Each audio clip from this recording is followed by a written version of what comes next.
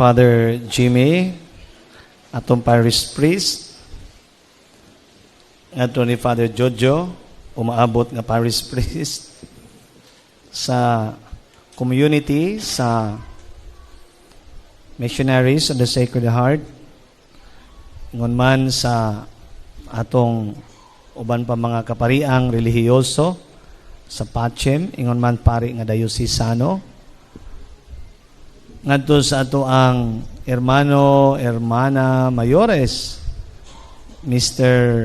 Vicente and Mrs. Fernanda Ibanez, ngadto sa mga kadagkuan nato dinhi sa parokya, sa atong parish council, sa nagkalain-laing pundok, mandated organizations nato, liturgical ministries, o ang mga kadagkuan sa barangay, kadagkuan sa LGU, sa tuang dakbayan kuni aman. So kanatong tanan, mayong piyesta, masipang pakpak sa mahal nga Birhen, atong inahan sa kanunayng panabang.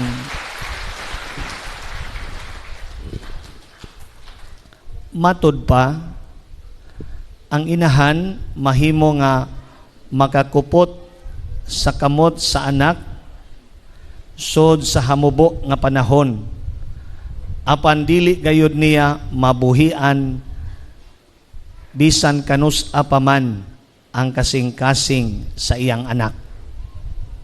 Unsa may ipasabot nga ang inyong mga anak mahimo nga makupta ninyo kay naa sa inyong puder, apan kontuan na naminyo na din agyud ka maka kupot pa o wala na sa imong mga kamot, apan magpabilin ang imong kasing-kasing ngadto sa anak bisan asa o bisan kanusa.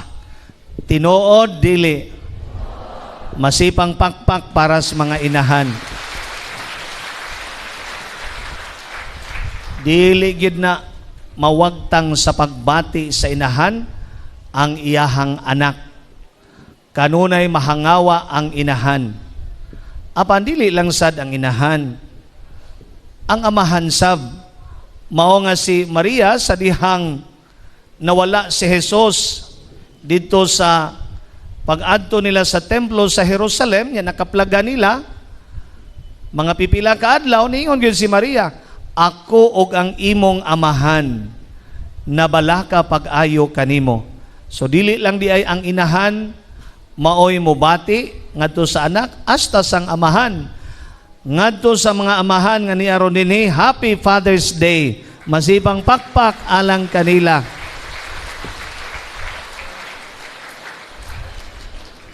Apan arita mo punting sa ato ang pagpaambit sa inahan bisag Father's Day ron, ha? Kay ang atong gipasidunggan ang inahan sa kanunayng panabang. Basta ay lang mo pangigi mga amahan, gipasidunggan mo nya, giampo mo, espesyal gyud karong adlaw.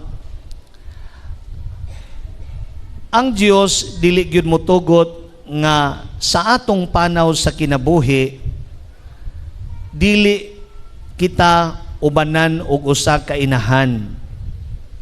Mao nga sa atong espirituhanon nga panaw dunay gihatag ang Dios.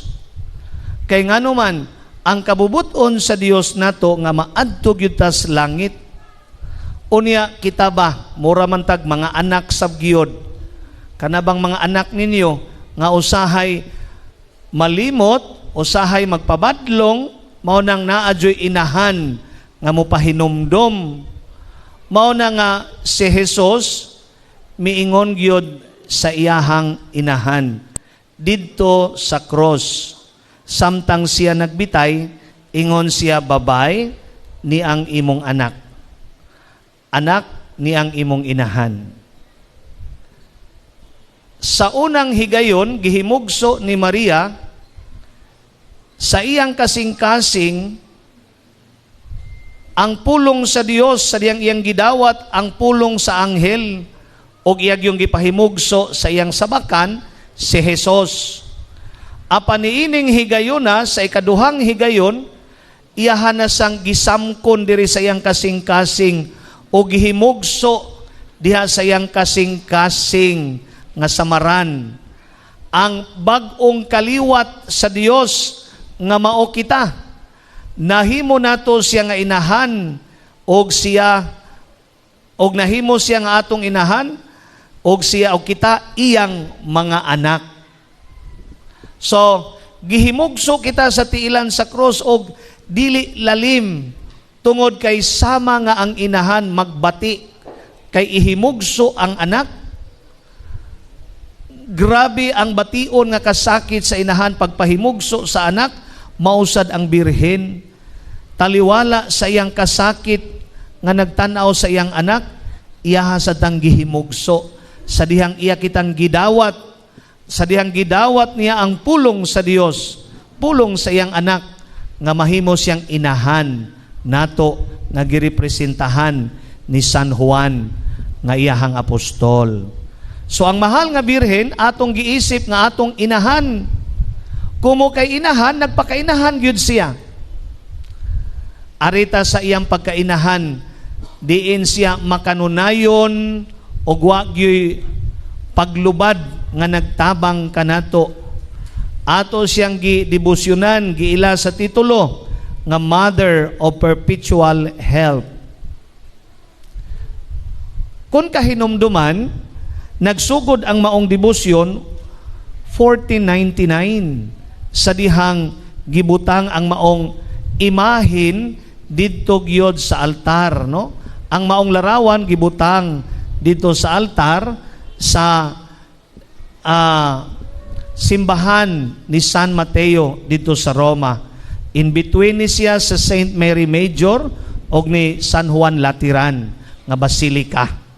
Na ang nahitabo pagka 1798 tungod lagi kay ang mga French army ni sung man sa Roma, mao nga ang mga simbahan nga dagko ilang gipang guba o usa na sa gipang guba ang maong simbahan ni San Mateo. Apan ang nakanindot kay ang maong imahin na taguan sa pari nga Agustino. Ug mao nga nataguan kini sa Agustinian Church of Mary sa Posterola. Dito nataguan ang imahin sa ilahang oratory. Karon sa pagka 17th century, nakahinumdum sila kay gipalit na ang luna sa mga pari nga mga redemptorista. Nagpatukod sila dito nga gitawag na nila og Church of Saint Alfonso, no? So kang San Alfonso na. Mao na nga sa simbahan ni San Alfonso diin mao ni founder sa mga redemptorista. Dunay Hisuita nga niingon nga dunay kaniadto dinhi imahin nga milagroso kaayo. Ibalik to siya. O gipangita, mao nga nakaplagan dito di ay sa simbahan sa mga Agustino, simbahan ni Santa Maria, dito sa ilang oratory.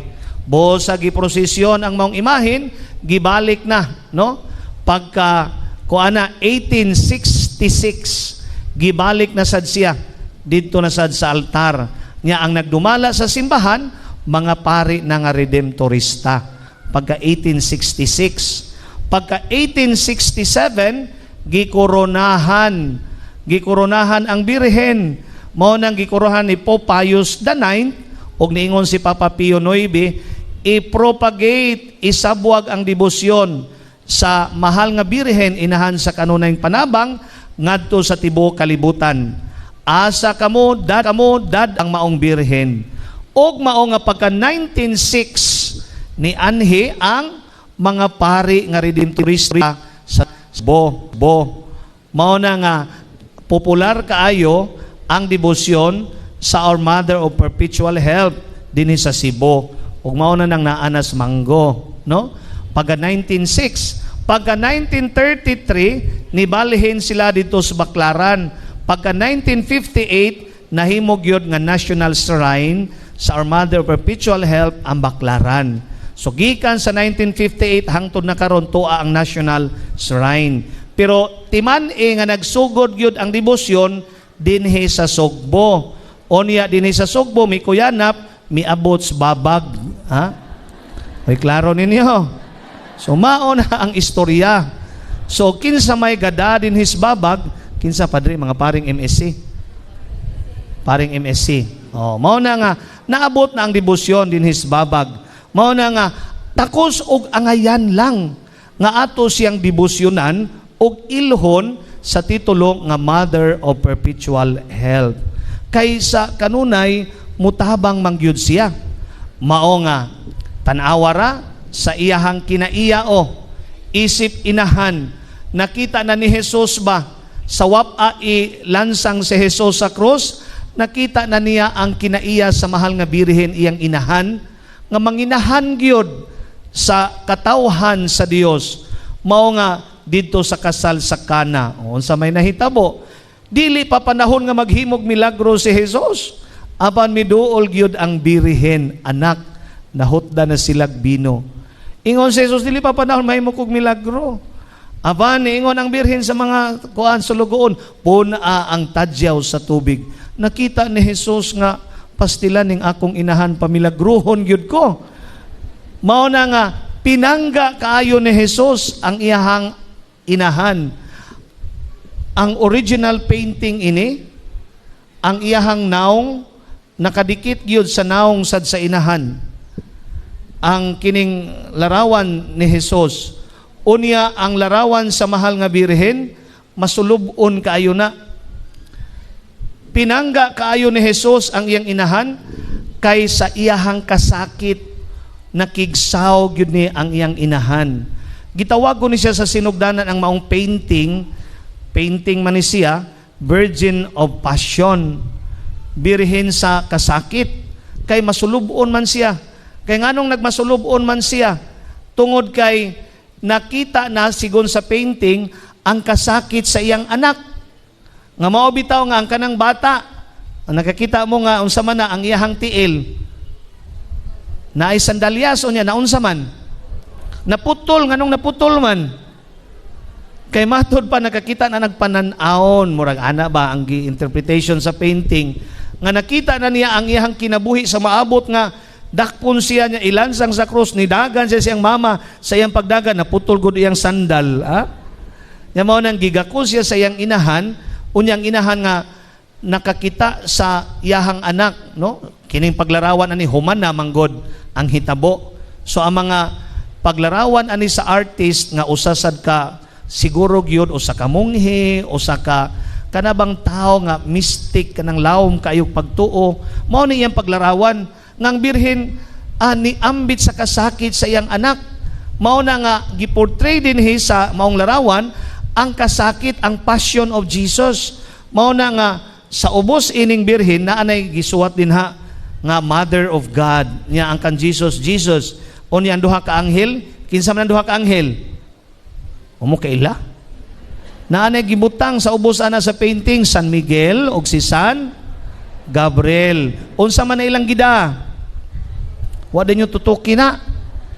O nagdanag bangkaw, nay lansang, nay martilyo, ang mga kahimanan kana sa kasakit ni Kristo, gida sa mga anghel. Unya gisud na siya og sudlanan ngang hapin gold nga mao nay nakapabalaan, nakapubulahan natong tanan kana mga instrumento sa kasakit ni Kristo.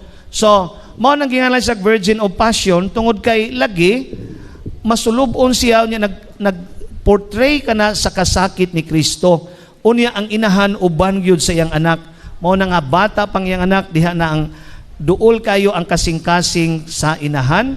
Ang naong sa iyang anak nga nagkinuptanay sila, iyang gikuptan ang iyahang anak. Kita ninyo? So mao ni nga unsay pangayoon sa inahan ihatag sa anak, pinangga kaayo ni Jesus ang iyang inahan. Mao nga way sangpit pangayo nato sa Dios nga atong ipaagi sa inahan nga balibaran sa anak. Kay pinangga kaayo ni Jesus ang iyang inahan. Mao nga kitang mga Katoliko, mao na nga si Jesus iyahagyod nga pagbuot nga itugyan kita kang Maria aron si Maria maoy muuban kanato, ang atong inahan mo'y mangaliya kanato. Mao na nga muduol kita kaniya, mangayo ta.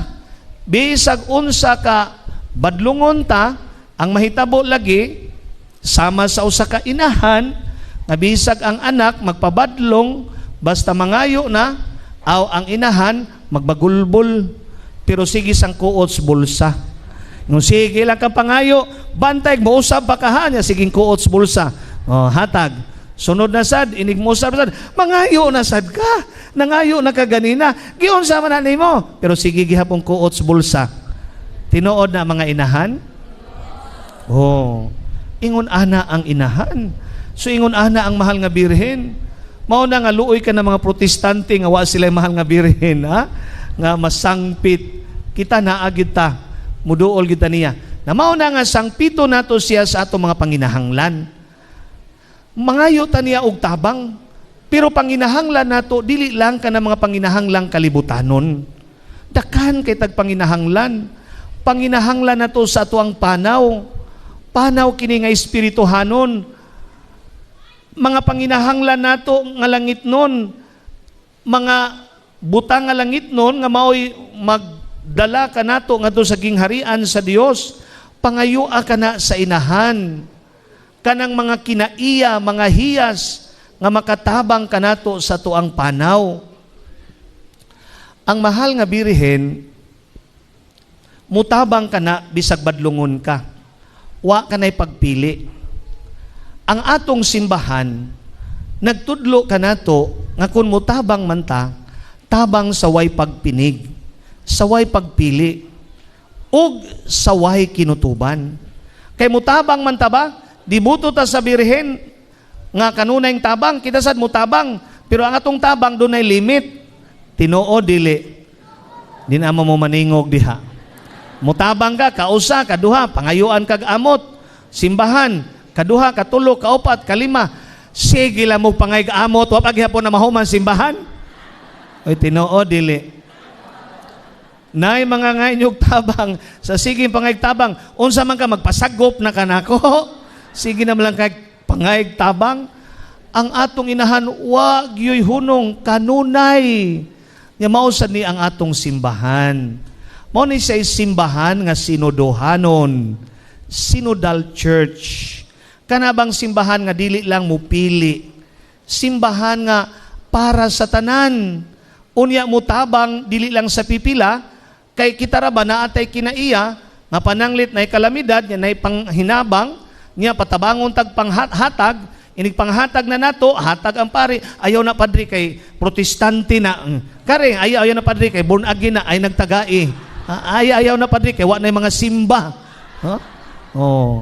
Naatay kinaiya nga mamili kinsay tabangan. Tinoo dili. Dili kana mao'y sinuduhanon nga simbahan. Ang simbahan nga sinuduhanon mularawan sa kasing-kasing sa Dios. Og nanginahanglan ang simbahan para sa tanan. Ang tanan bisan unsa siya, duna siya ikatampo. Dili ka makaingon nga wa kay ikatampo. Wa kay kapuslanan. Ang simbahan, matud pas panultion, even a fool has a story to tell. Nga bisag buang pa na siya paminawa, kay kanang buang na aghapon ay ika-istorya. Mao na nga ang simbahan bisag kinsa, haladawat ang simbahan. Unya mag-istoryahanay ta, kay diha sa atong pag-istoryahanay, anha ta makakaton, nya anha ta mulambo. Mao kini ang simbahan sa Dios.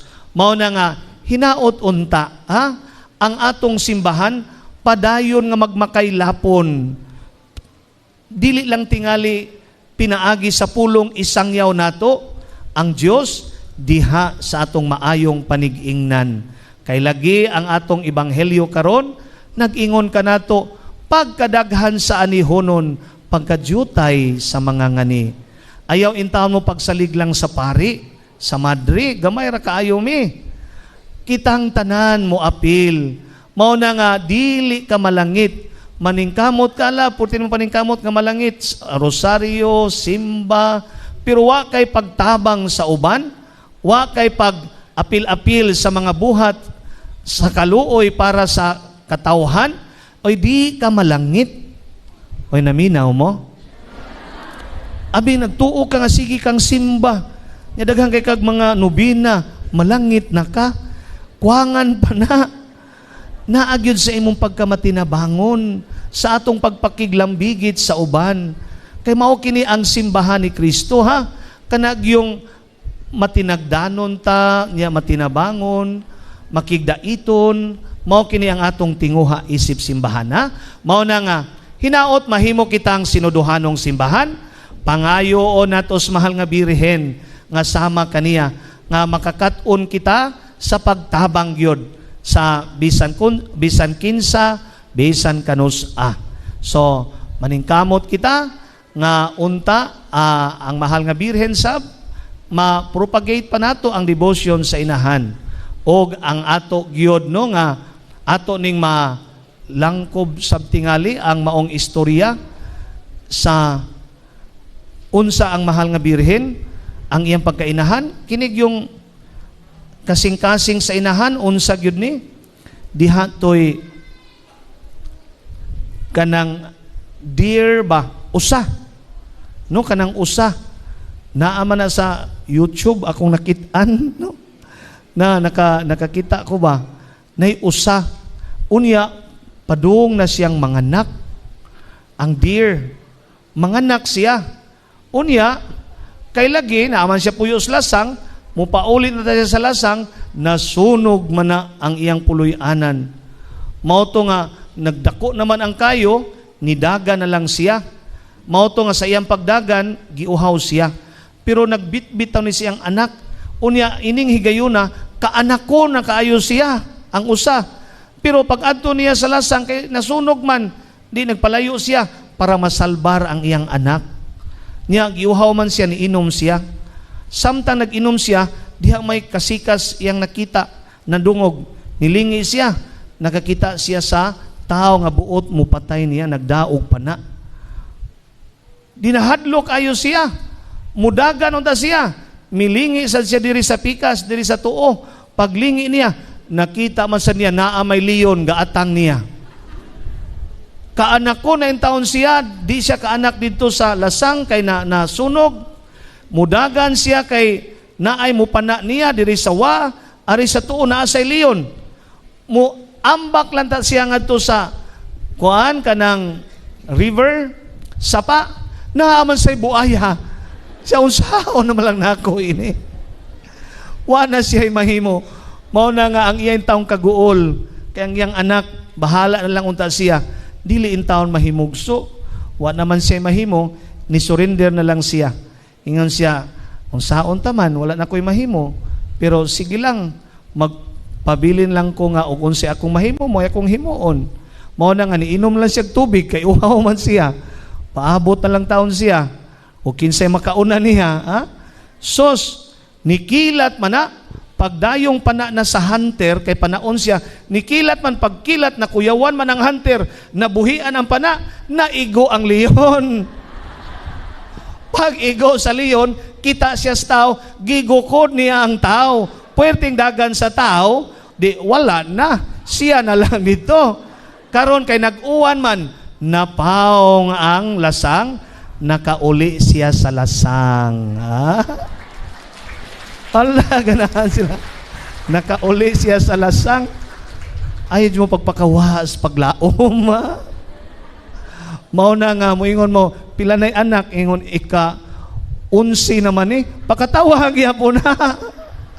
Ha? Bitaw, ang iyang huna-huna nga para sa anak, gitabangan gyud sa Dios. Ikaw nga inahan, maghuna-huna sa unsay kaayuhan sa anak, dili ka pasagdan sa Dios.